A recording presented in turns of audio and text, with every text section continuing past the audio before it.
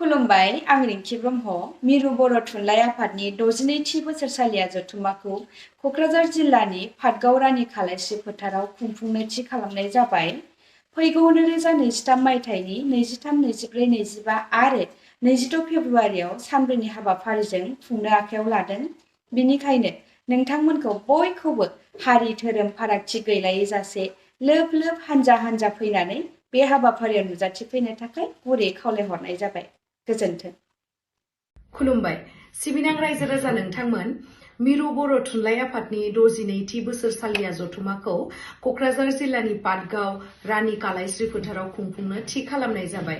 फैगौ 2023 मायथाइनि 23, 24, 25 आरो 22 फेब्रुआरियाव सानब्रैनि हाबाफारि लानानै खुंफुंनो आखायाव लानाय जाबाय।